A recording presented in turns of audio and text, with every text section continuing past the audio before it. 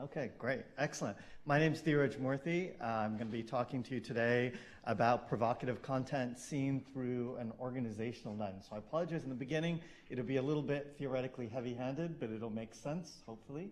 And then what I'll do at the second part of the talk, moving obviously swiftly with it, is introduce a case study from YouTube that involves racist, homophobic, as well as a couple of other types of very inflammatory content. Okay, so I'm going to introduce first of all, some organizational approaches. I'm a sociologist. They mainly come from organizational sociology. And the notion here that I'm coming from is that communication online is communication, but also oftentimes when we tend to pick a lot of data from social media, we can kind of cherry pick things that are inflammatory or things that kind of stand out in our mind, rather than looking at all this communication as organized in some way. It seems unorganized, but actually I want to make the case that there is a lot of organization here.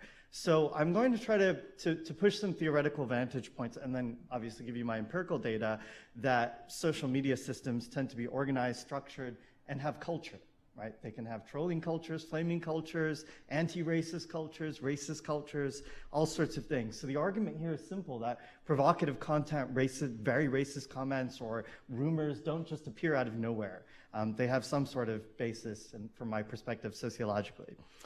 So like other social organizations, I want to argue that we can actually identify some of these organizational cultures, and they actually help us understand some of the reasons for diffusion, propagation, all sorts of other aspects of why provocative content moves through social media networks. So again, apologies for the theory, but I do find it very useful. So in the case study I'm going to give you of YouTube, so I'm obviously framing this within YouTube, is there's particular macro cultures and a lot of microcultures that exist. I mean, YouTube is gigantic. I do a lot of work on Twitter, written a book on it, and it's got even more cultures. If you just look at a case in Germany right now with the refugees and the New Year's Eve rape cases and all the hashtags, and look at that, there's a tremendous amount of microcultures going on there.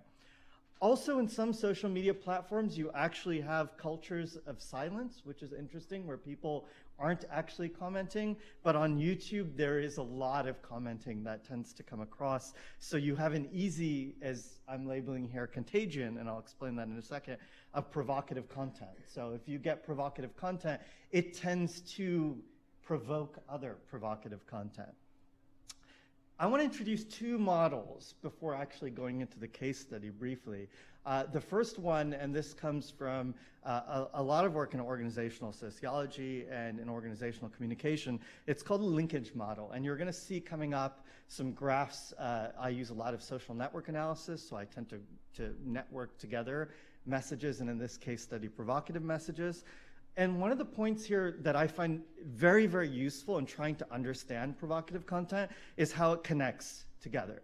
So there's two things I want to introduce here. One is the notion of homophily, and in sociology we tend to consider this birds of a feather flock together. So similar people kind of coalesce similarly. And in the case when you're looking at provocative content online in my studies in YouTube, in Twitter, and other platforms as well, if people are similar in their viewpoints, they tend to then converge and also snowball those provocative ideas. So for me, taking a network analytic approach, so trying to put things in networks, is very useful.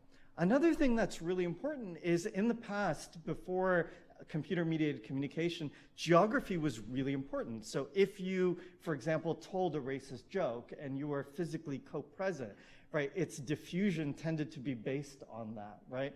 But with electronic networks, we often forget that actually that geographical proximity, that closeness, can also occur within electronic spaces. So we kind of feel a geographic co-presence, even though we're not co-present, so that diffusion can actually exist with some sort of level of intimacy. We kind of become friends with other racists or anti-racists or people in the middle or misogynists, etc.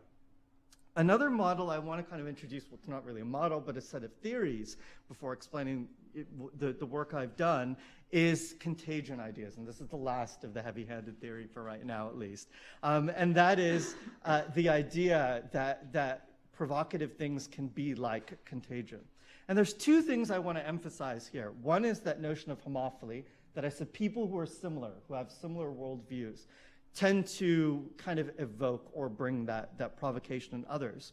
But also, another aspect that's important is the density of a network. So this is how interconnected people are within a network. So if you saw within a social media platform that someone makes a comment, and then another person makes a comment, but nothing happens. Then someone makes a racist comment, another person makes a comment to that, and nothing happens, right? People aren't really interlinking. But let's say people are actually discussing things amongst each other. So a racist makes a comment to another racist, makes a comment to another racist, goes to another conversation, another area, goes to another part. You're going to have a different process that unfolds. So I think that's really, really important. And that's also very important empirically for actual value convergence. So if you have that density and if you have similar viewpoints, this tends to actually be more provocative. Now, there's a big point I'll make through this with looking at the empirical data, is that if you have oppositional voices in here, it tends to then slow down that snowballing. And this is an argument that was made earlier in the keynote talk as well.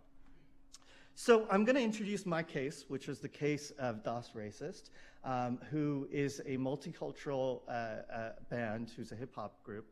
They're no longer together, but they were on YouTube, a lot of videos on YouTube.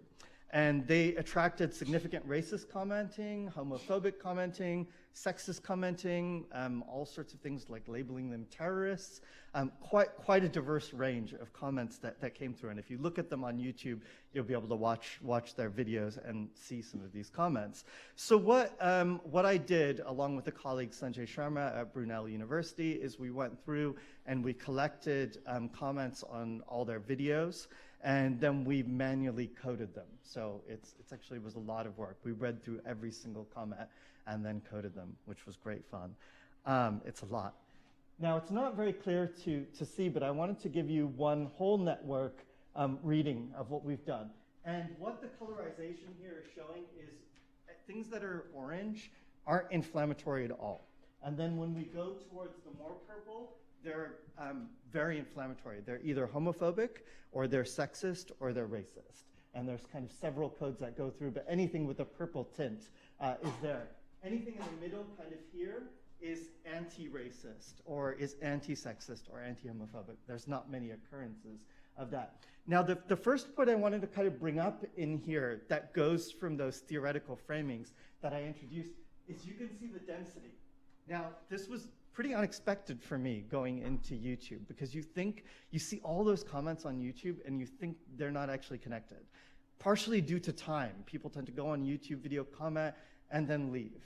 Little did I realize, actually, and again, looking at this from an organizational perspective, that there's actually an organization, a structure, a culture behind people who are trying to provoke. They don't just go on, in the case of this band, make one comment and disappear. They go to multiple videos, make multiple inflammatory comments. They go through and they log on over time and actually look to make comments. They'll find something they don't like, make a comment, make a racist comment, a homophobic comment, a racist comment. So you see the kind of linkages that go through here. And it's hard to see the color, but you'll actually, I'll show in the next slide, you'll see how actually these comments unfold. But the most important thing is to see actually the density of the network here, which I think is really, really important. So I'm going to give you one, and we had to read through all this. It's terrible. But this is one user right here that I've zoomed in on. And I want to show you the structure here of commenting. So one user, and then this is all the people. Each black dot is a node of people commenting and going through. You can see the level from this one comment, right, of the structure. And this isn't just one moment. It actually occurs. People revisit this comment over time. So the provocative comment that comes out actually keeps spawning provocative comment. A lot of these other people, and I haven't colorized this, keep agreeing and keep saying, he tells it like it is. It's almost like listening to how people comment about Donald Trump, right? And kind of go, he tells it like it is. He tells it like it is. So people come through and say, I hate this PC stuff that's happening on YouTube. this user, tells it like it is. So you kind of get this interesting thing that happens because of that density in the network structure, because of that organization. So the argument I'm trying to make here is by kind of taking social media platforms to be very complex organizational spaces, not just going, hey, I see this racist comment, which is obviously very troubling, but trying to look at the structure behind that gives us new meanings and values of what's happening within complex social media platforms. So I want to zoom in, and I blanked out the users here. This is of that particular comment. So this is the user that's made the comment, and again, purple means some sort of either racist, homophobic, thank you, or racist comment. So you can see here that initial comment is made that you saw on the slide before. So it is made this way. So that user mentions this user right here with that comment. You see bidirectional inflammatory comments made that way. Also going here, also going here. This is an anti-racist comment that's made there, an anti-racist comment there. You see anti-racist comments there, kind of very neutral things here. There's a very complex structure. And as you saw from the slide, a couple of slides before, if you map out, it then goes to a very big network. So the point I'm trying to make here is by looking at this sort of organizational structure that's emerging in places like YouTube and giving a high level of complexity. And these are the sort of methods that I use to study, for example, how managers and employees communicate in businesses. And then if you cross-apply that here, there's actually a lot of mileage we can get out from it. So one of the key points I want to derive from this, and if you will, kind of the main takeaway for me, is that we in spaces like YouTube have an interesting possibility here from not only a policy perspective, but also studying it, is that there's a lot of contradictory communication. There's also not a lot of contradictory communication. So in some spaces, that's that homophily effect. People just keep agreeing, going, I agree with your racist comment. I agree with your homophobic comment. I agree with your homophobic comment. However, classically in organizations, there is a possibility to disagree, at least if your manager lets you or the organizational structure lets you. So classically in sociology, if you look back to Marx, Hegel, others, there's what's called a dialectic, right? So ideas tend to oppose, and then there's some sort of, in a Marxist sense, an idealistic synthesis that emerges and some sort of new knowledge is produced. Now, what often happens in social media is we don't have that dialogue. So you have that homophily. People start flocking together. You get the anti-racist talking to the anti-racist. If I could zoom into those networks, you could see that. Or you get the racists talking to each other. Once in a while in that commenting structure, we saw dialogue, and maybe opinions weren't changed, but at least voice was there and something may be happening. So the argument I'm trying to make here is there is potentially an important battleground within social media spaces if we can identify the structural components that are there. We can look at particular actors, we can look at particular topics, we can zoom in on particular times, particular genres. So it's not just that we have a gap between actors, a gap between racist or anti-racist or homophobic users and people who are trying to be anti-homophobic.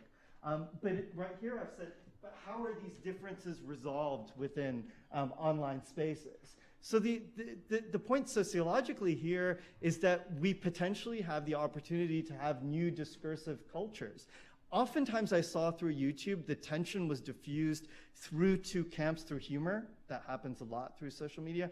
But there's other discursive forms that are employed, for example, bringing up facts. So people would say within these YouTube comments, oh, these are terrorists, and other people would come back and say, you have no idea what a terrorist says, you're just racist calling them terrorists because they're South Asian. So people will actually provide links and facts towards that. Other people will try to make rational arguments. The point I'm trying to make here is that the communication as contradiction paradigm has a possibility here for us to at least have some sort of dialectic or have some sort of synthesis. I want to make two conclusions from that I think are useful. Well, actually three. First of all, that a lot of times we don't think of social media as something that's organized, structured, and has culture. And I'd encourage you guys to think about that. Not only are platforms very different, but it's important for us to identify that. Second conclusion I want to make is increasingly, and this is part of other research I'm doing, users are using social media more for mobile platforms than desktop bases. So we're seeing those cultures, those organizations, the ways in which those interactions are fundamentally changing due to mobile. So I'd also encourage you to think, how do those structures, how does that organization, how does that culture change due to mobility? Because we may see something in the moment, take a picture, make a racist comment, make a sexist comment, make a homophobic comment. How does mobility shape that? Something I haven't talked about, but I wanted to bring in. And the third thing is to say that emergent methods such as applying network analysis to social media are very, very useful to being able to then identify the hotspots within that structure where you can try to pay attention and you can try to identify some of the thematics that are happening. Thank you very much.